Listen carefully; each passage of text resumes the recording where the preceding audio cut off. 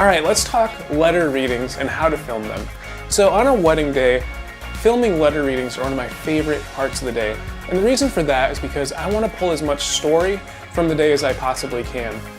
And any moment with sincere personal audio is really going to help drive your edit when you craft your story. Check out this footage. We've waited 476 days since you first agreed to marry me. For every day that passed, I've gotten more and more excited to be able to call you my wife. You make me happier than I ever knew I could be, and I cannot picture my life without you in it.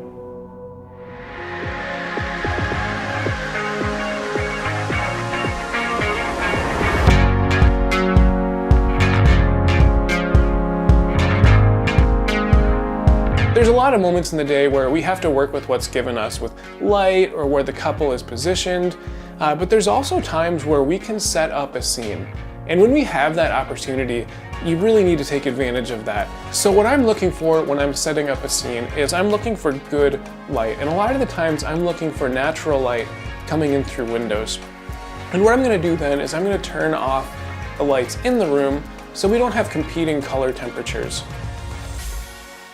And I always prefer that the couple reads aloud the letter that they wrote.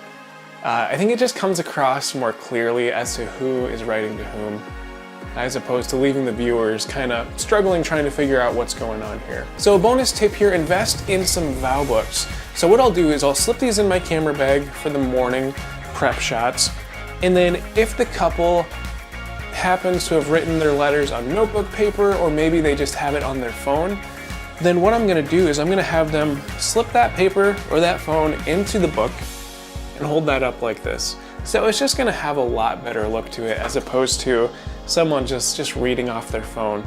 So just have them slip it in and go ahead from there. So it's gonna look a lot better. And I have a link in the description to these specific vow books. So mix up your shots when you're filming these letter readings, because this is a moment of the day where you can really set up a scene and have some really visually appealing footage. So obviously you'll want to have a mixture of wide shots and tight shots, but also experiment a little.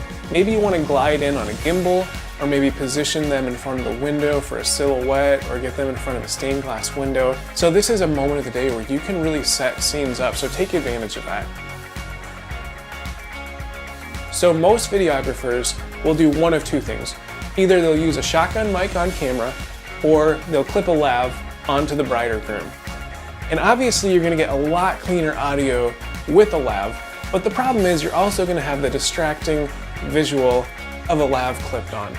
And especially in the morning, usually the groom will have a white shirt on, or the bride will have her silky robe, where the lav is really gonna stand out.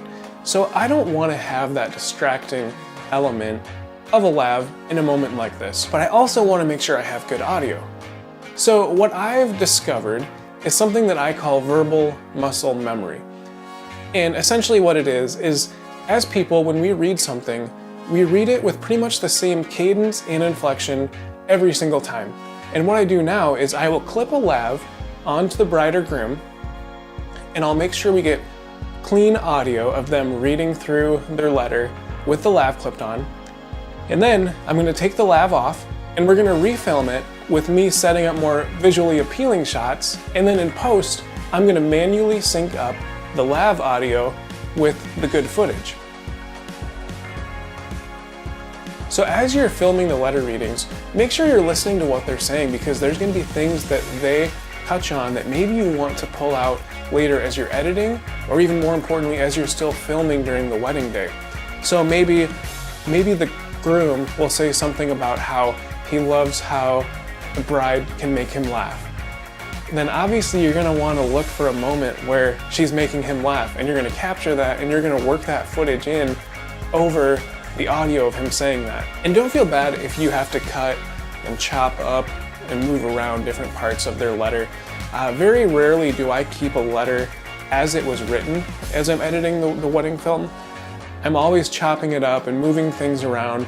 Obviously you don't want to cut up the letter so much that it loses the original intent, but as I'm editing, I'm going to move things around to enhance the message and the heart behind the letter.